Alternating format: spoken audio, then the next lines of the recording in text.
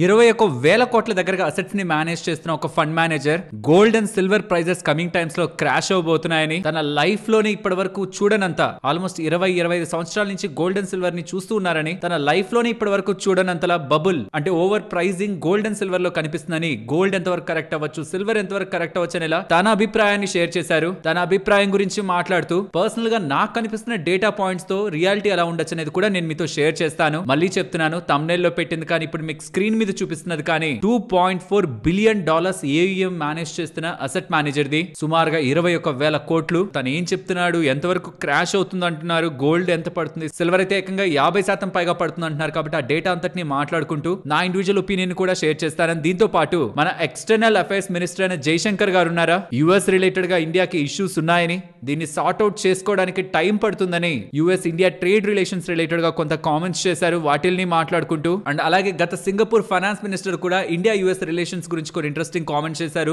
వాటిల్ని మాట్లాడుకుంటూ Japan markets ని గమనించారా, రీసెంట్ ఏప్రిల్ లోస్ నుంచి ఇప్పటికి 55% దగ్గరగా పెరిగాయి. ఒక ఇండెక్స్ లెవెల్లోనే చెప్తున్నాను, ఇప్పుడు ఏకంగా 5% దగ్గరగా పెరిగింది. అక్కడ కొత్త ప్రైమ్ మినిస్టర్ వచ్చారు, తకాయిచి. సో అసలు తను రావడం వల్ల ఎందుకు అలా మార్కెట్స్ పెరుగుతున్నాయి, జపాన్ రిలేటెడ్ గా ఉన్న డేటాని కూడా మాట్లాడుకుంటూ మన ఇండియా పరంగా ఉంటున్న మార్కెట్ డేటాని ఇవాళ చూసారా, ఫైనాన్షియల్స్ అండ్ ఐటీ స్టాక్స్ కలిసి మార్కెట్స్ ని పైకైతే తీసుకొచ్చాయి. ప్రాబ్లీ మీ పోర్ట్ఫోలియోస్ అన్ని కూడా రీసెంట్ డేస్ లో కొంత బెటర్ గా ఉండుంటాయి. ట్రంప్ డిస్టర్బెన్స్ మార్కెట్ కి లేకపోతే చాలు మార్కెట్స్ ముందుకు వెళ్ళడానికి, పైకి పెరగడానికి. ఇండివిజువల్ గా డొమెస్టిక్ గా ఉంటున్న సర్టెన్ ఫ్యాక్టర్స్ చూడండి. బ్యాంకింగ్ స్పేస్ రిలేటెడ్ గా డేటా వచ్చింది. మెజారిటీ ఆఫ్ బ్యాంక్స్ డేటా అంతటిని కూడా పెడుతున్నాను. పిఎస్యు బ్యాంక్స్ కానీ, స్మాల్ ఫైనాన్స్ బ్యాంక్స్ కానీ, ప్రైవేట్ బ్యాంక్స్ కానీ బెటర్ గా ఈసారి డేటాని పోస్ట్ చేశాయి. అండ్ కన్సంప్షన్ పరంగా కూడా మంచి డేటా వస్తూ ఉండడం, మార్కెట్స్ కొంత రిలీఫ్ గా పెరుగుతూ ఉన్నాయి. మార్కెట్ కమింగ్ టైమ్స్ లో ఏ డేటా ఫ్యాక్టర్స్ తో ఎలా మూవ్ అయ్యేందుకు అవకాశం ఉందనే డేటా పాయింట్స్ ని కూడా మాట్లాడుకుంటూ ఇవాల్టి మార్కెట్ అనాలిసిస్ ని ఎండ్ చేద్దాం. Hello friends, welcome to day trader Telugu.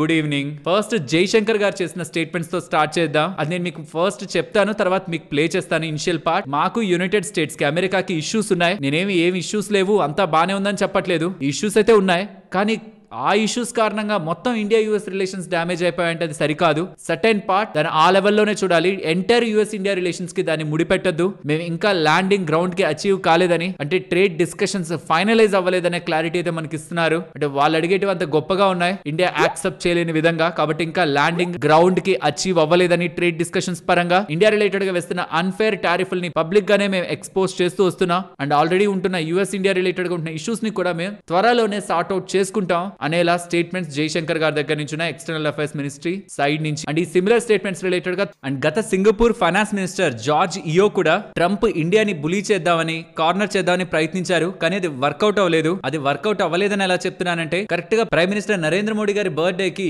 US president Trump react అయిన విధానమే, తను వేస్తున్న టారిఫ్లు అనుకున్న విధంగా ఇండియాని బెండ్ చేయలేదు. కాబట్టి ఇండియాతో రిలేషన్ ని బెటర్ చేసుకోవడానికే ట్రంప్ ఇప్పుడు ప్రయత్నిస్తున్నారని తన స్టేట్మెంట్స్ అయితే కనిపిస్తాయి. దీని గతంలో కూడా ట్రంప్ వేస్తున్న టారిఫ్లని ఓపెన్ గా క్రిటిసైజ్ చేసిన వ్యక్తి.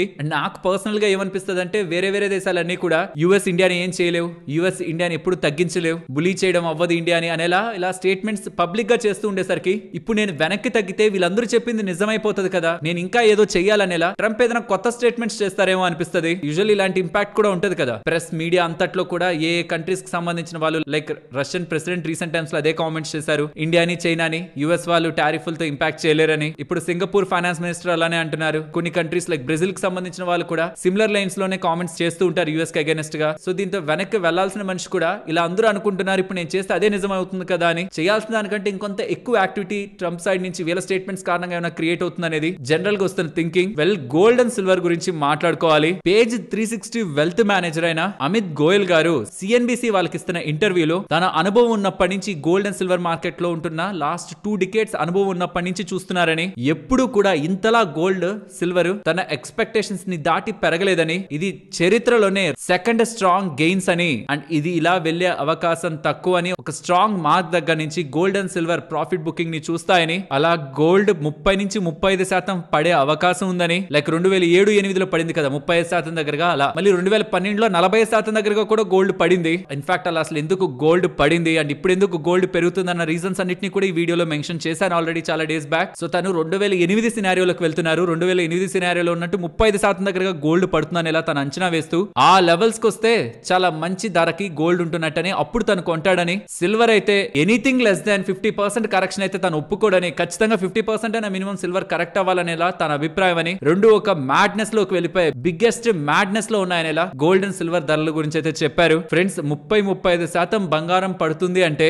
సిల్వర్ ని పక్కన ఉంచుదాం. కొంత సిల్వర్ ఎందుకు పడాలి పడకూడదు అన్న దానికి వేరియస్ ఫ్యాక్టర్స్ ఉంటాయి. బట్ ఓన్లీ గోల్డ్ గురించే మాట్లాడాలంటే 35% కాదు 50% అయినా కరెక్ట్ అవుతుందేమో. సెంట్రల్ బ్యాంక్స్ అనే వాళ్ళే లేకుండా ఉంటే, సెంట్రల్ బ్యాంక్స్ అనే ఒక ప్లేసే లేకుండా ఉంటే, ఆర్బీఐ మన దగ్గర నుంచి, పీపుల్ బ్యాంక్ ఆఫ్ చైనా పీబీఓసి వాళ్ళు చైనా సైడ్ నుంచి గోల్డ్ ని భారీగా కొనకుండా ఈ దూరం వరకు తీసుకురాకుండా ఉంటే అసలు ఇంతలా పెరిగేదే కాదు. వేరే ఛానల్లోకి వెళ్ళి చేసిన పాడ్కాస్ట్ లో కానీ, రీసెంట్ టైమ్స్ లో మన ఛానల్లో మాట్లాడుకున్న చాలా వీడియోస్ లో కానీ చెప్తూ వచ్చింది గోల్డ్ మీరు నేను ఆర్ ఇంకెవరో ఈటీఎఫ్లు కొంటున్నారని పెరగడం కాదు, సెంట్రల్ బ్యాంక్స్ కొంటున్నాయి. అసలు అవి ఎందుకు కొంటున్నాయి, వాటి పర్పస్ ఏంటనేది మనకి క్లారిటీ ఉంటే, అసలు అవి అమ్ముతాయా అమ్మవా, అమ్మితే ఆ డబ్బులను ఎక్కడ పెట్టాలనే క్లారిటీ ఉంటే గోల్డ్ అసలు ఎంత పడే అవకాశం ఉంటుంది అనేది క్లారిటీ ఉంటుంది. ఇవన్నీ కూడా ఈ గోల్డ్ రిలేటెడ్ గా చేసిన వీడియోలో మెన్షన్ చేశాను. నేను గోల్డ్ పడదు అని చెప్పట్లేదు, మేబీ కొంత టైం పాటు పెరగకుండా ఒక జోన్ లో ఆగుతుందేమో, ఆరు పడినా ఒక 5% 10% దగ్గరగా పడినా సెంట్రల్ బ్యాంక్స్ ఆర్ ఇతర ఇన్స్టిట్యూషన్స్ యాక్టివిటీతో మళ్ళీ అది స్టెబిలైజ్ అవుతుందని ఎక్స్పెక్టేషన్స్ లో ఉన్నాను. Because of Trump activity, sudden గా ట్రంప్ మంచివాడైపోయి అందరూ నా మిత్రులే, చైనా ఇండియా ఇవన్నీ కూడా నా ఓన్ బెస్ట్ ఫ్రెండ్స్ లా అనేలా వాళ్ళ నమ్మకాన్ని కానీ గెలవగలిగితే, ఇండియా చైనా ఒక నమ్మకాన్ని, బ్రిక్స్ నేషన్స్ ఒక నమ్మకాన్ని, రష్యా ఒక నమ్మకాన్ని, వీళ్ళందరి నమ్మకాన్ని కానీ గెలవగలిగితే యాజ్ ఎ ప్రెసిడెంట్ గా అప్పుడు మీరు చూడొచ్చేమో 30-35% ఫాల్. నేను పర్సనలీ ట్రంప్ దగ్గర నుంచి అది ఎక్స్పెక్ట్ చేయట్లేదు. కాబట్టి నేను అంత భారీ ఫాల్ గోల్డ్ లో ఉంటుందా ట్రంప్ ఉన్నంత వరకు అనేది నా మేజర్ క్వశ్చన్. మీ అభిప్రాయాలను కూడా చెప్పండి. నేనైతే ట్రంప్ యాక్టివిటీ మారదు అనుకుంటున్నాను. మారినా అక్కడ ఉంటున్న దేశ నేతలు అంత ఈజీగా ట్రంప్ ఒక యాక్టివిటీకి అడాప్ట్ అవ్వరు అనుకుంటున్నాను. తను మారిపోయారులే అనుకుని వాళ్ళ యాక్టివిటీస్ ని యుఎస్ కి రిలేట్ చేస్తారు, డాలర్ కానీ ఆ యుఎస్ కి సంబంధించిన బాండ్స్ కానీ రిలేట్ చేస్తారు అంత ఈజీగా అని అనుకోవట్లేదు. కాబట్టి గోల్డ్ లో ఒక మేజర్ క్రాష్ ఒక 30% 50% ఉంటుందనేది అయితే నా అభిప్రాయం కాదు. మేబీ పెరగకపోవచ్చేమో, ఉన్న దగ్గర నుంచి టైం పాటు కన్సాలిడేట్ అవ్వచ్చేమో. In the worst case central banks కొనడం ఆపేసిన 5-10% కరెక్షన్ ఉండొచ్చేమో, కానీ 35% 40% కరెక్షన్ 2008 2012 లో కనిపించింది కదా. అంటే అప్పుడు సెంట్రల్ బ్యాంక్స్ కి యాక్టివిటీ లేదు, ఇప్పుడు సెంట్రల్ బ్యాంక్స్ కి డిఫరెంట్ యాక్టివిటీ ఉంది. రెండిట్లో డిఫరెన్స్ ని మనం అర్థం చేసుకోవాలి. అంటే ట్రంప్ దగ్గర నుంచి ఇంకొక కొత్త రూల్ అయితే కనిపిస్తుంది. ఇంటర్నేషనల్ గా ఏ స్టూడెంట్స్ అయినా సరే, అన్ని కంట్రీస్ కి సంబంధించిన స్టూడెంట్స్ ని కాలేజెస్ లో తీసుకోవాలనుకుంటే మాక్సిమం 15% తీసుకోవాలి, ఇంకా అంతకు మించి తీసుకోకూడదట. అండ్ ఏదైనా ఒక కంట్రీకి సంబంధించి కూడా 5% దగ్గరకు మించి స్టూడెంట్స్ రాకూడదంట. అంటే అన్ని కంట్రీస్ కి సంబంధించి 15%, ఒక కంట్రీ నుంచి 5% కంటే ఎక్కువ తీసుకోవద్దని చెప్తున్నారు. ఇది ఆల్మోస్ట్ ఒక 9 యూనివర్సిటీస్ కి వెళ్ళాయని, ఆ 9 యూనివర్సిటీస్ కూడా ఇక్కడ మీకు స్క్రీన్ ముందు పెడుతున్నాను. అండ్ ప్రెసెంట్ అయితే ఇండియానే largest number of international students ని యుఎస్ కి పంపించేది. ఆల్మోస్ట్ ఇండియా అండ్ చైనా కలిపి 35% దగ్గరగా మెజారిటీ ఆఫ్ ఫారెన్ ఎన్రోల్మెంట్స్ ని కలిగి ఉంటాయి. అందులో మెజారిటీ ఇండియా లీడ్ చేస్తూ ఉంటుంది. సో కాబట్టి ఈ రూల్స్ ఏవైతే ఉన్నాయో ఇండియన్ స్టూడెంట్స్ పరంగా కమింగ్ టైమ్స్ లో వెళ్ళాలి, అక్కడ చదువుకోవాలనుకునే వాళ్ళ పరంగా మంచిదైతే కాదు. మరి ఏమైనా లీగల్ ఇష్యూస్ వస్తాయా తను తీసుకొస్తున్న కొత్త రూల్ కని చూడాలి. F1 వీసా, స్టూడెంట్ వీసా పరంగా. అండ్ ఇంకా మన ఇండియన్ మార్కెట్స్ కి వస్తే ఏదైనా టెన్షన్స్ ఉన్నాయా అంటే, రీసెంట్ టైమ్స్ లో సర్ క్రీక్ రిలేటెడ్ గా ఇండియన్ డిఫెన్స్ మినిస్టర్ గారు కానివ్వండి, ఆర్మీ చీఫ్ కానివ్వండి, పాకిస్తాన్ తో మీరు అసలు మ్యాప్ లోనే ఉండరు, మీరు కానీ మీరు చేస్తున్న యాక్టివిటీని కానీ ఆపకపోతే, స్పాన్సర్ చేస్తున్న సరైన యాక్టివిటీస్ ని ఆపకపోతే హార్ష్ గా స్టేట్మెంట్స్ చేశారు కదా. దీనికి పాకిస్తాన్ కి సంబంధించిన డిఫెన్స్ మినిస్టర్ కూడా రియాక్ట్ అయ్యారు. తను ఏం రియాక్ట్ అయ్యారు మీకు స్క్రీన్ ముందు పెడుతున్నాను, ఎందుకంటే అవి మాట్లాడుకోవడానికి కూడా అంత వర్త్ ఏం కాదు. కాబట్టి ఈ పాకిస్తాన్ వాళ్ళకి యుఎస్ సైడ్ నుంచి, చైనా సైడ్ నుంచి కొంత సపోర్ట్ లభిస్తుంది కాబట్టి వీళ్ళని మనం కన్సిడరేషన్ లోకి తీసుకుంటున్నాం. కానీ అసలు వీళ్ళకి మనకి సంబంధం ఎందులోనూ లేదు. మనల్ని బిజీలో పెట్టడానికి వీళ్ళని అప్పుడప్పుడు చైనా సైడ్ నుంచి, యుఎస్ సైడ్ నుంచి వాడుకుంటుంటారేమో అనిపిస్తుంది. ఇంకా మన మార్కెట్స్ విషయానికి వస్తే ఇవాళ అన్ని స్పేసెస్ లో కూడా మనకి స్ట్రాంగ్ గానే మూవ్ కనిపించింది. అండ్ ఐటీలో స్పెషల్లీ 2% దగ్గరగా పెరిగింది. అండ్ ఫైనాన్షియల్ స్టాక్స్ కూడా, బ్యాంకింగ్ స్పేస్ కూడా బాగా పెరిగింది. ఇక్కడ నేను మీకు చూపించాను కదా ఆల్రెడీ, బ్యాంకింగ్ స్పేస్ రిలేటెడ్ ఉంటున్న డేటా, బిజినెస్ డేటా అప్డేట్ అయింది. మెజారిటీ ఆఫ్ బ్యాంక్స్ పోస్ట్ చేశాయి. And public sector, private sector అన్ని బ్యాంక్స్ లో కూడా బిజినెస్ పరంగాను, అడ్వాన్సెస్ పరంగాను, డిపాజిట్స్ పరంగాను, కాసా పరంగాను బెటర్ గ్రోత్ కనిపిస్తూ ఉండడం ఫైనాన్షియల్స్ కి ఇది మనం మంచిగానే చూడాలి. అండ్ దానికి తోడుగా ఐటీ స్టాక్స్ కూడా పెరుగుతుండడం ఇవాళ ఎంటైర్ మార్కెట్ ని గ్రీన్ లో ఉంచాయి. అండ్ జపాన్ కి సంబంధించి ఏప్రిల్ లోస్ నుంచి మీరు చూసారనుకోండి, అక్కడ ఇండెక్స్ అయిన నికాయ్ 55% దగ్గరగా పెరిగిందనమాట. ఎగ్జాక్ట్ లో మనం ఇక్కడ తీసుకోలేం కాబట్టి 55%, మోర్ దాన్ 55% దగ్గరగా అక్కడ మార్కెట్స్ అయితే పెరిగాయి. మరి మన మార్కెట్స్ ఎంత పెరుగుంటాయి? 13% దగ్గరగా పెరిగాయి ఏప్రిల్ లోస్ నుంచి. 13-15%. ఈవెన్ ఎక్స్ జపాన్ ఒక్కటే పక్కన పెట్టినా సరే మిగిలిన ఎమర్జింగ్ మార్కెట్స్ అన్ని కూడా ఈ 2025 లో, ఈ ఏప్రిల్ లో నుంచి కాదు 2025 లో 21-22% దగ్గరగా పెరిగాయి. నిఫ్టీ పెరిగింది 5%. చాలా గ్యాప్ ఉంది ఎమర్జింగ్ మార్కెట్స్ కి, ఇండియన్ మార్కెట్స్ కి. యుఎస్ మార్కెట్స్ కూడా స్ట్రాంగ్ గానే పెరిగాయి. సో ఈ గ్యాప్ ఎందుకంటే, ఒకటి ఏ రిలేటెడ్ గా ఇండియా స్ట్రాంగ్ పర్ఫార్మెన్స్ చూపించలేకపోతూ ఉండడం, ఏ రిలేటెడ్ గా అక్కడ ఉంటున్న స్టాక్స్ స్టాక్స్ లైక్ చైనాలో కానీ జపాన్ లో కానీ యూఎస్ లో కానీ ఉంటున్న కంపెనీస్ మంచిగా రాణిస్తాయనేలా వాళ్ళ ఎర్నింగ్స్ మంచిగా పోస్ట్ చేసుకుంటూ అవి చాలా బాగా పెరుగుతుండేసరికి అక్కడ మార్కెట్స్ కొంత ఎక్కువగా పెరిగాయి. దాంతో పాటు ఇండియాని కార్నర్ చేస్తూ ఉండడం యూఎస్ వాళ్ళు, ఇంకేం రిలేషన్స్ ఉంటాయి ఇండియా యూఎస్ మధ్యలో, అన్ని సెక్టార్స్ రిలేటెడ్ గా ఎర్నింగ్స్ ఏమైనా పీక్ అవుతాయేమో, ఇంపాక్ట్ ఏదైనా ఉంటుందేమో, వాల్యుయేషన్స్ పరంగా రీ రేటింగ్స్ ఏమైనా ఉంటాయేమో ఒక కన్సర్న్స్ ఎఫ్ఐఎస్ యొక్క ఫ్లోస్ ని ఇండియన్ మార్కెట్స్ నుంచి ఇతర మార్కెట్స్ కి అయితే పెంచాయి. But on the positive note ఇప్పుడు మార్కెట్ రిలేటెడ్ గా అప్డేట్ అవుతున్న బిజినెస్ డేటా ఎంకరేజింగ్ గా ఉంది. కమింగ్ టైమ్స్ లో వచ్చే నెంబర్స్ కూడా బాగున్నాయి అనుకోండి. మార్కెట్స్ ఇప్పటి వరకు అయిన కన్సాలిడేషన్ ని అప్ సైడ్ బ్రేక్ చేసుకుని పైకి వెళ్లే అవకాశం ఉంటుంది. అక్టోబర్ 9th టీసీఎస్ నుంచి నెంబర్స్ స్టార్ట్ అవుతాయి. మోస్ట్లీ 18th ఆ పాయింట్ ఆఫ్ టైం కి మేజర్ నెంబర్స్ మార్కెట్ ని డ్రైవ్ చేయగలిగేలా, నిఫ్టీని, ఈ బ్యాంక్ నిఫ్టీని, సెన్సెక్స్ ని డ్రైవ్ చేయగలిగేలా కావాల్సిన నెంబర్స్ అయితే మనకి అప్డేట్ అవుతాయి. మార్కెట్ ఒక మొమెంటం ని కూడా అవి డిసైడ్ చేస్తాయని గుర్తుంచుకోవాలి. అండ్ ఈ నిక్కై 55% పెరిగింది అనుకున్నాం. ఇవాళ పెరగడానికి ప్రధానమైన కారణం అక్కడ కొత్త జపాన్ ప్రైమ్ మినిస్టర్ ఎన్నికయ్యారు, తకాయిచి. ఓమెన్ ప్రైమ్ మినిస్టర్. ఈవెన్ తన ఏమైనా స్ట్రాంగ్ స్టేట్మెంట్స్ చేశారంటే అదేం లేదు. బాండ్ ఇష్యూన్స్ పరంగా తనకేం ప్రాబ్లం లేదనేలా అప్డేట్స్ అయితే చేస్తున్నారు. సో మార్కెట్ లో లిక్విడిటీని పెంచడానికి తను ప్రయత్నిస్తారేమో అని మార్కెట్ అనుకుంటూ, అండ్ గ్లోబల్ గా అన్ని పెరిగాయి. గ్లోబల్ మార్కెట్స్ లో ఇండియన్ మార్కెట్స్ ఒకటే కాదు, గ్లోబల్ మార్కెట్స్ అన్ని పెరిగాయి. స్టాక్ మార్కెట్ ఇండెక్స్ లెవెల్ 5% దగ్గరగా పెరిగింది. And US government shut down లో ఉంది కదా, కాబట్టి జాబ్స్ డేటా ఏం అప్డేట్ అవ్వలేదు. లైక్ యూఎస్ మార్కెట్స్ కానీ, ఏషియన్ మార్కెట్స్ కానీ, యూరోపియన్ మార్కెట్స్ కానీ అన్ని పెరిగాయి. గోల్డ్ కూడా ఆల్ టైమ్ హైస్ లో ఉంది, సిల్వర్ కూడా, even bit coin, crypto currencies కూడా. బట్ ఒక్కటే నెగిటివ్ గా ఉంది, అది ఎఫ్ఐఎస్. 93% నెట్ షార్ట్స్ ఉన్నాయి. ఇంత కన్వీనియంట్ గా, ఇంత కంఫర్టబుల్ గా మార్కెట్ అనాలిసిస్ ఎప్పటి నుంచో మీరు చూస్తున్నారు కదా, ఇలా ఎప్పుడైనా మీకు కనిపించిందా ఇంత కన్వీనియంట్ గా, కంఫర్టబుల్ గా ఇన్ని నెలల పాటు షార్ట్స్ ని 80% దగ్గరగా మెయింటైన్ చేస్తూ, అబోవ్ దగ్గరగా మెయింటైన్ చేస్తూ, 90% దగ్గరగా మెయింటైన్ చేస్తూ, ఎటువంటి ఈవెంట్ లేకుండా, మార్కెట్ లో ఎటువంటి అంత స్ట్రాంగ్ ఫాల్ లేకుండా ఎఫ్ఐఎస్ కాన్స్టెంట్ సెల్లర్స్ గా ఈక్విటీ మార్కెట్స్ లో కూడా అబ్జర్వ్ చేయొచ్చు. ఈ అక్టోబర్ స్టార్టింగ్ నుంచి ఇప్పటి వరకు సెల్ చేశారు 3,000 కోట్ల దగ్గరగా. అంతకు ముందు నెల 35,000 కోట్లు, అంతకు ముందు నెల 47,000 కోట్లు, అంతకు ముందు నెల 48,000 కోట్లు. ఇంత strong and consistent selling with aggressive FIs shorts. Options లో కూడా మార్కెట్ లో పుట్స్ ని బై చేసుకోవడం, కాల్స్ ని సెల్ చేసుకోవడం,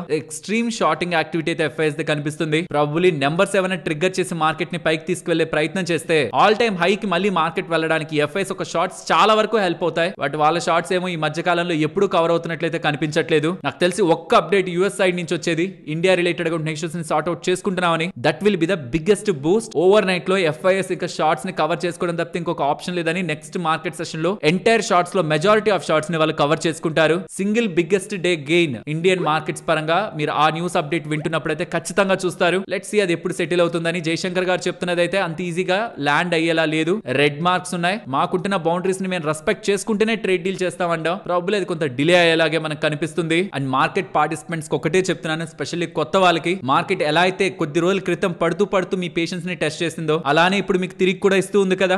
వెయిట్ చేయండి. ఇది చాలా షార్ట్ పీరియడ్ లో చూసారు మీరు ఈ పెయిన్ ని కానీ, గెయిన్ ని కానీ. కొంచెం లాంగ్ పీరియడ్ కి వెళ్తే పడిన దానికంటే మీకు పెరిగి మీ పోర్ట్ఫోలియోలో లాభాలు ఎక్కువ కనిపిస్తాయి. ఆ తర్వాత మీకు ఎవ్వరు ఏం చెప్పాల్సిన అవసరం లేదు. ఎవరైనా వచ్చేయండి మార్కెట్ నుంచి అన్నా, పడిపోతుంది అన్న, అవును పడుతుంది మళ్ళీ పెరుగుతుంది కదా అని ఒక ధైర్యం మీకు ఉన్నప్పుడు, ఈక్విటీ మార్కెట్ ఒక ఎసెన్స్ మీకు అర్థమైనప్పుడు, లాంగ్ టర్మ్ లో ఏం జరుగుతుందని పోర్ట్ఫోలియోలో, అప్పుడు మీరు కాంపౌండింగ్ మ్యాజిక్ ని పోర్ట్ఫోలియో లెవెల్లో చూస్తారు. అప్పటి వరకు కొంత పేషెన్స్ గా ఉండండి. ట్రంప్ రిలేటెడ్ గా అన్సర్టనిటీ కూడా కొన్ని నెలల్లో మనకి సార్ట్ అవుట్ అవుతుంది. ఫ్రెండ్స్, ఇలా మార్కెట్ పరంగా ఉన్న ఎంటైర్ డేటాని కనెక్ట్ చేస్తూ కంటెంట్ మీ ముందుకు తీసుకురావడానికి మేము పెట్టిన ఎఫర్ట్స్ మీకు వాల్యుబుల్ గా అనిపిస్తూ ఉంటే మన వీడియోని ఒక లైక్ చేస్తూ పెడుతున్న ఎఫర్ట్స్ ని ఎంకరేజ్ చేయండి. Next, consumer affairs, food and public distribution of India related గా ఉన్న మినిస్టర్ అయిన ప్రహ్లాద్ జోషి గారు, క్యాష్ ఆన్ డెలివరీ మీరు ఫ్లిప్కార్ట్ లో కానీ, మీషోలో కానీ, ఇంకేదైనా ఈ కామర్స్ సంస్థలో కానీ పెట్టినప్పుడు ఎక్స్ట్రా చార్జెస్ ఉంటాయి కదా. క్యాష్ ఆన్ డెలివరీ పెడతారా? అయితే మీకు ఈ ఎక్స్ట్రా 49 రూపీస్ చార్జ్ అని, 100 రూపీస్ అని ఎక్స్ట్రాగా వేస్తూ ఉంటారు కదా. దానిపైన తీవ్రంగా స్పందించారు. ట్విట్టర్ లో ఒకరు పెడుతున్న పోస్ట్ కి తను రియాక్ట్ అవుతూ, e commerce platforms extra charge cash on డెలివరీకి చేస్తున్నాయని, ఇది కరెక్ట్ కాదని, డార్క్ ప్యాటర్న్ అని, మిస్లీడ్ చేయడం, ఎక్స్ప్లాయిట్ చేయడం కస్టమర్స్ అని, వీటి మీద మేము స్ట్రిక్ట్ యాక్షన్ తీసుకుంటాం, ఇమీడియట్ గా ఇలాంటి ప్రాక్టీసెస్ ని మానుకోవాలని ఈ కామర్స్ రిలేటెడ్ గా తన స్టేట్మెంట్స్ చేశారు. సో క్యాష్ ఆన్ డెలివరీ ఇప్పటి వరకు పెట్టుకుంటున్న వాళ్ళు ప్రాబ్లీ ఇలా ఎక్స్ట్రా పే చేస్తున్నారేమో. దీని చేసిన ఈ కామెంట్స్ లో అది మారే అవకాశం ఉంది. క్యాష్ ఆన్ డెలివరీ పెట్టుకునే వాళ్ళకి ఇది గుడ్ న్యూస్. బట్ యూజువల్ గా రివార్డ్స్ కోసమైనా, ఆఫర్స్ కోసమైనా కార్డ్ పేమెంట్స్ ఎక్కువ చేస్తుంటారు. అండ్ ఆ పాయింట్ లో వచ్చిన అతనికి డబ్బులు ఇవ్వాలన్నా వెతకాల్సి ఉంటుంది. కాబట్టి మెజారిటీ నాకు తెలిసి ప్రీపెయిడ్ పేమెంట్స్ ఉంటాయి అనుకుంటున్నాను. యూజువల్లీ మీరు ఎలాంటి పేమెంట్స్ చేస్తుంటారు? క్యాష్ ఆన్ డెలివరీ మీరు ఎప్పుడైనా ఆర్డర్ చేస్తుంటారు అని చేస్తున్నప్పుడు ఫ్లిప్కార్ట్, అమెజాన్, మీషో వీటిల్లో అయినా ఎక్స్ట్రా చార్జ్ మీకు ఎప్పుడైనా కనిపించిందా? తినైతే క్లియర్ గా పేమెంట్ హ్యాండ్లింగ్ ఫీజ్ అని,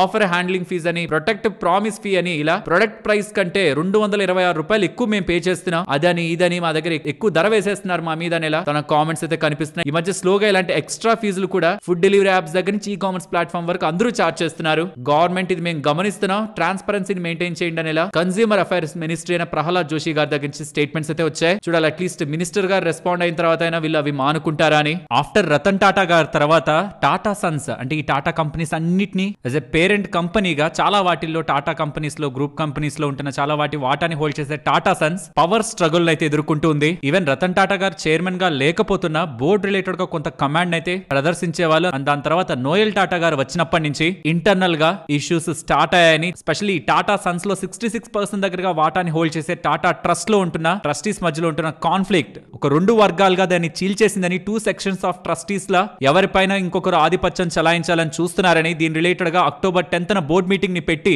ఈ కార్పొరేట్ గవర్నెన్స్ పరంగా ట్రాన్స్పరెన్సీ పరంగా ఉంటున్న డిసగ్రిమెంట్స్ ని డిస్కస్ చేసుకుంటారనేలా. ఇన్ ఫ్యాక్ట్ ఈ మొత్తం టాటా ట్రస్టీస్ లో ఒక 4 ట్రస్టీస్ దగ్గరగా కంప్లీట్ గా ప్రెజెంట్ జరుగుతున్న వాటికి అగేనెస్ట్ గా ఉంటున్నట్టు వాళ్ళు స్ట్రాంగ్ గా వాళ్ళ వాయిస్ ని చెప్పాలనుకుంటున్నారని ఈ అక్టోబర్ 10th అప్డేట్స్ అయితే చేస్తున్నారు. అండ్ ఇన్ ఫ్యాక్ట్ దీని రిలేటెడ్ గా గవర్నమెంట్ కూడా ఇన్వాల్వ్ అయ్యి ఈ మధ్యలో ఉంటున్న టెన్షన్స్ ని సార్ట్ అవుట్ చేస్తుందనేలా కూడా మార్కెట్ లో అప్డేట్స్ ఉన్నాయి. చూడాలి అక్టోబర్ 10th ఎటువంటి అప్డేట్ వస్తుందని. ఇది టాటా సన్స్ లో 66% వాటాని హోల్డ్ చేస్తున్న టాటా ట్రస్ట్ లో జరుగుతున్న ఇష్యూ. అసలు ఈ టాటా సన్స్ ఏవేవి హోల్డ్ చేస్తుందన్న లిస్ట్ కూడా ఇక్కడ మీకు ఉంచుతున్నాను. మీకు లిస్టెడ్ కంపెనీస్ లో మెజారిటీ వాటిల్లో టాటా సన్స్ ఇంత పర్సెంట్ వాటాని హోల్డ్ చేస్తుంటుంది. ఈ కంపెనీస్ లో అక్టోబర్ 10th వచ్చే అప్డేట్ ఈ కంపెనీస్ లో ఇంత వాటాని హోల్డ్ చేస్తున్న టాటా సన్స్ లో 66% వాటాని హోల్డ్ చేస్తున్న టాటా ట్రస్ట్ ని రిప్రజెంట్ చేస్తుంది. కాబట్టి entire Tata group companies related గా ఇంపార్టెంట్ డే గా అయితే వెళ్తుంది. ఫ్రెండ్స్, ఈ జిఎస్టీ కట్లు చాలా వరకు కన్స్యూమర్స్ కి రాలేదని ఒక సర్వే ఫైండ్ అవుట్ చేసినట్టు ఇండియా టుడే వాళ్ళు అయితే ఒకటి పోస్ట్ చేస్తున్నారు. Even tax cuts government side నుంచి కనిపించిన సప్లై చైన్ లో ఉంటున్న గ్యాప్స్ కారణంగా బయ్యర్స్ కి అది అందుబాటులోకి రానికుండా దళారులు అడ్డుకుంటున్నారని లోకల్ గా చేస్తున్న సర్వేలో చాలా మంది జిఎస్టీ కట్స్ కారణంగా వాళ్ళ ధరల్లో ఎటువంటి ఇంపాక్ట్ కనిపించలేదనేలా ఒక సర్వే బయట పెట్టిందనేలా డేటానైతే వీళ్ళు పోస్ట్ చేస్తున్నారు. ఒక్కొక్క కేటగిరీకి ఇది ఒక్కొక్కలా ఉంది. ఈవెన్ గవర్నమెంట్ అంతలా చెప్తున్నా చాలా దగ్గరలో ధరలు అనేటివి రీటైలర్ లో కానీ ఆన్లైన్ లో కానీ ఆఫ్లైన్ లో కానీ అనుకున్న మేరకు అప్డేట్ అవ్వలేదని, అవుట్డేటెడ్ ఎంఆర్పీస్ తోనే అమ్ముతున్నట్లు చాలా దగ్గరలో వినియోగదారులు ఆరోపిస్తున్నట్లయితే వీళ్ళు చెప్తున్నారు. ఫ్రెండ్స్, గుర్తుంచుకోవాల్సింది ఒక్కసారి రూల్ మారిన తర్వాత అవుట్డేటెడ్ ఎంఆర్పీ మీద మేము ఆల్రెడీ ట్యాక్స్ కట్టి అమ్మామని చెప్పడానికి లేదు. ఎందుకంటే ట్యాక్స్ పడేది బిల్ మీద, ఎంఆర్పీ మీద కాదు. అది ఆ జిఎస్టీ సప్లై చైన్ లో ఇంక్లూడ్ అయి ఉంటుంది. అలా లేకపోతే మనం 1915 కి కాల్ చేసి నేషనల్ కన్స్యూమర్ హెల్ప్ లైన్ కి కాల్ చేసి కంప్లైంట్ చేయొచ్చు.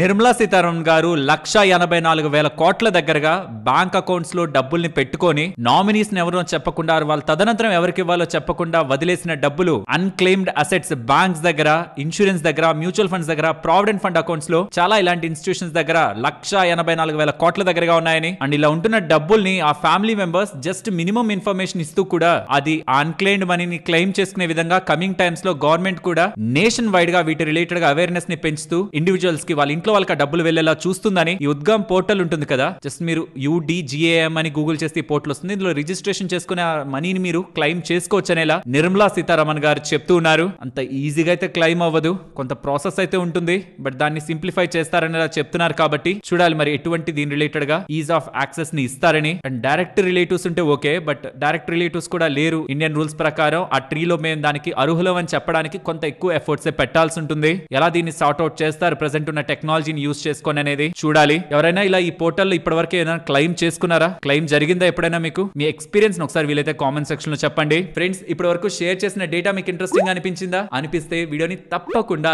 లైక్ చేయండి. And friends, majority of public sector banks, small finance bank, private banks వాళ్ళకి సంబంధించిన డేటాని పోస్ట్ చేస్తున్నాయి. అడ్వాన్సెస్ అండ్ డిపాజిట్స్ ఒక డేటాని ఇక్కడ మీకు స్క్రీన్ ముందు పెడుతున్నాను. సో దట్ ఎవరెవరు ఎంతెంత growth year on year comparison లో తెచ్చుకున్నారు, స్ట్రాంగ్ గా గ్రో అయ్యారనే డేటా మీకు అర్థమవుతుంది. ఓవరాల్ బ్యాంకింగ్ స్పేస్ లో ఎక్స్పెక్టెడ్ కంటే బెటర్ గ్రోత్ మనకి డిపాజిట్స్ అండ్ అడ్వాన్సెస్ పరంగా కనిపిస్తుంది. అండ్ వాటిని ఒక లైన్ లో అరేంజ్ చేసుకున్నారనుకోండి, ఎక్కడెక్కడ మీకు లోన్ గ్రోత్ స్ట్రాంగ్ గా ఉంది అది ఒక లైన్ లో డిక్రీజింగ్ ఆర్డర్ లో చూసినప్పుడు మనకి ఏ బ్యాంక్స్ ఎంత స్ట్రాంగ్ డేటాని ఈసారి పబ్లిష్ చేశాయి అనేది మనకు అర్థమవుతుంది. సో స్ట్రాంగ్ టు వీక్ అనమాట. సో ఈసారి బ్యాంక్ ఆఫ్ బరోడా కానీ, కొటాక్ మహీంద్రా బ్యాంక్ కానీ, AU small finance bank, RBL bank, Indian bank మంచి గ్రోత్ నే కనబర్చాయి. వెరాస్ HDFC బ్యాంక్, కరూర్ వైశ్య కానీ, ఈక్విటీ స్మాల్ ఫైనాన్స్ బ్యాంక్ కానీ, ఉజ్జీవన్ కానీ, బంధన్ కానీ certain positives and certain negatives తో ఉంటున్నా వీక్ గా పర్ఫార్మ్ చేసిన బ్యాంక్స్ ఏమైనా ఉన్నాయా ఈ బిజినెస్ డేటా అంటే అది union bank and IndusInd bank. వెరాస్ NBFC space లో కూడా Bajaj finance and Bajaj housing finance వీళ్ళు కూడా డేటాని పబ్లిష్ చేశారు. Bajaj housing data, Bajaj finance కానీ రెండింటి పరంగా కూడా మంచి గ్రోతే ఉంది. M&M ఫైనాన్స్ రిలేటెడ్ గా కూడా మంచి డేటాని మనకు అప్డేట్ అయింది. ఫ్రెండ్స్,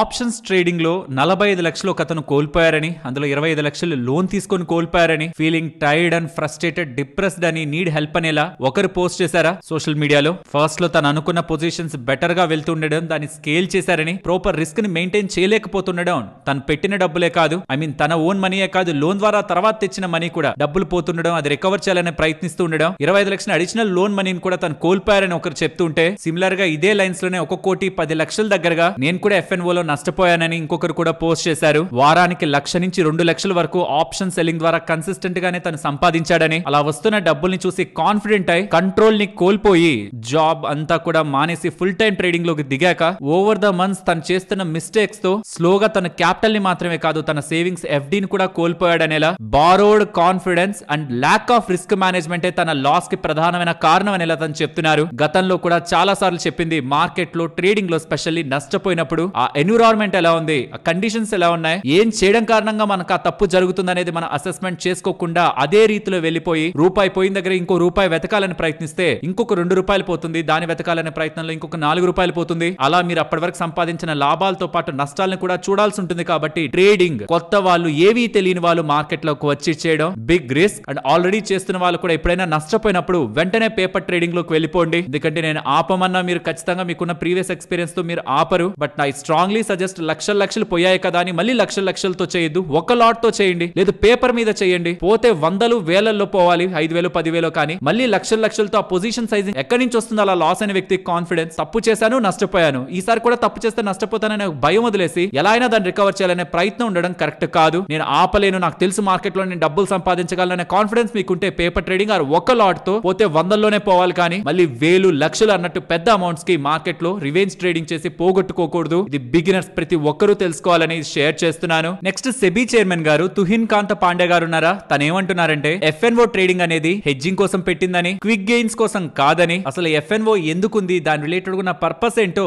ఎడ్యుకేట్ అవ్వండి, అంతేకాని క్విక్ గెయిన్స్ కి స్పెక్యులేషన్ కోసం FNO ని వాడకండి రీటైలర్స్ కి అయితే చెప్తున్నారు. ప్రాపర్ ఫైనాన్షియల్ లిటరసీ లేకుండా FNO లోకి ఎంటర్ అయితే రీటైల్ ఇన్వెస్టర్స్ డిస్టర్బ్ అవుతారని, బిగ్ లాసెస్ ని FNO లో రీటైలర్స్ చూస్తారని, ఇలా కాబట్టే వీళ్ళు డెరివేటివ్స్ రిలేటెడ్ గా మల్టిపుల్ ఫ్రేమ్ వర్క్స్ ని ఫాలో అవుతున్నట్టు తన స్టేట్మెంట్స్ చేశారు. తను ఇంకా క్లియర్ గా అసలు కాంట్రాక్ట్ ఎలా వర్క్ అవుతుంది, దాని బ్యాక్ ఉంటున్న లాజిక్ ఏంటి, FNO కాంట్రాక్ట్స్ ఉంటాయి కదా అవి ఎలా వర్క్ అవుతుంది, దాని బ్యాక్ ఉంటున్న లాజిక్ ఏంటి, అండ్ స్పెక్యులేటివ్ ట్రేడ్స్ ని కూడా అవాయిడ్ చేయండి అని, ప్రాపర్ హెడ్జింగ్ రిలేటెడ్ గా ఉంటున్న మెకానిజం కోసమే FNO ఉందని స్టేట్మెంట్స్ అయితే సెబీ చైర్మన్ గారి దగ్గర నుంచి కనిపిస్తూ ఉన్నాయి. నెక్స్ట్ ఒక బిగ్ డెవలప్మెంట్ హాస్పిటల్ స్టాక్స్ గురించి మాట్లాడుకోవాలి. CGHS central government health scheme related గా 15 సంవత్సరాల తర్వాత రేట్ రివిజన్ అయితే జరిగింది. 2014లో గతంలో రేట్ రివిజన్ చేశారు. 15 ఇయర్స్ తర్వాత central government health scheme CGHS కింద క్యాష్ లెస్ గా ఎవరైతే సెంట్రల్ గవర్నమెంట్ ఎంప్లాయీస్ ఉంటారో, పెన్షనర్స్ ఉంటారో, వాళ్ళకి హెల్త్ ఇన్సూరెన్స్ పరంగా ఉంటున్న హాస్పిటల్ కి ఇస్తున్న ధరల్ని 25 నుంచి 30% దగ్గరగా పెంచుతూ ఉండడం. ఈ స్కీమ్ ద్వారా ఎవరెవరికైతే ఎక్కువగా లాభం ఉంటుందో, లైక్ ఫ్రమ్ రెవెన్యూ,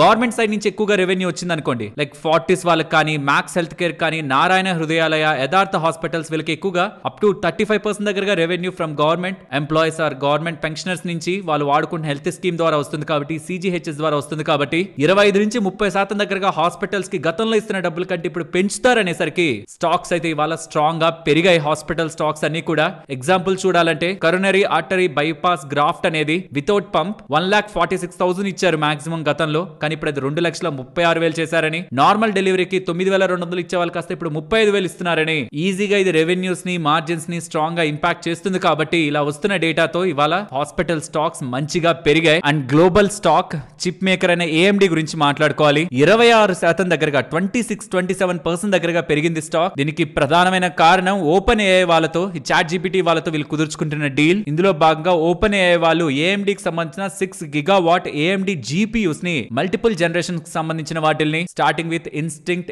MI 450 నుంచి H2 2026 యూస్ చేయడం స్టార్ట్ చేస్తారని. దీంట్లో ఓపెన్ AI వాళ్ళకి ఏంటి అడ్వాంటేజ్ అంటే, ఈ డీల్ కుదరక ముందే AMD లో 10% దగ్గరగా వాటా ఓపెన్ AI వాళ్ళు తీసుకున్నారు. సో అలాగో మేము మీతో బిజినెస్ చేస్తాం, మీ కమింగ్ టైమ్స్ లో లాభాలు వస్తాయి, అది మీరు ఒక్కరే ఎందుకు, మీ కంపెనీలో వాటా మాకు కూడా ఇవ్వండి, మేము కూడా గెయిన్ అవుతామని ఓపెన్ AI వాళ్ళు AMD షేర్స్ ని 10% దగ్గరగా తీసేసుకొని ఈ డీల్ అనౌన్స్మెంట్ అయితే చేశారు. దీని కారణంగా AMD కి టెన్స్ ఆఫ్ బిలియన్స్ రెవెన్యూ రూపంలో వస్తాయని, ఎర్నింగ్స్ దీని కారణంగా స్ట్రాంగ్ గా పెరుగుతాయి. అది AMD కి లాభమే, అండ్ AMD లో 10% వాటా తీసుకున్న ఓపెన్ AI కి లాభమే. బట్ Nvidia చిప్స్ రిలేటెడ్ గా స్లో డౌన్ ఏమైనా కనిపిస్తుందా బిజినెస్ పరంగా? ఓపెన్ AI వాళ్ళు AMD చిప్స్ కి వెళ్తున్నారు కదా అని ఒక కన్సర్న్స్ అయితే ఉన్నాయి. స్ట్రాంగ్ కాంపిటీషన్ Nvidia రిలేటెడ్ గా AMD వాళ్ళు ఓపెన్ AI తో కొలాబరేట్ అవ్వడం, సో Nvidia కి AMD కి స్ట్రాంగ్ కాంపిటీషన్ వస్తున్నట్టు open AI and AMD collaborate అవడంలో అయితే మనకి కనిపిస్తుంది. అండ్ ఈ టాటా కమ్యూనికేషన్స్ వాళ్ళు ఉన్నారా, ఒక ఇంట్రెస్టింగ్ థింగ్ అయితే లాంచ్ చేశారు. వాయిస్ AI ప్లాట్ఫామ్ ఈ బ్యాంకింగ్ అండ్ ఫైనాన్షియల్ సెక్టార్ కోసం అనమాట. First speech to speech AI అనమాట. ఇది agentic AI for real time decision making. చాలా క్విక్ గానే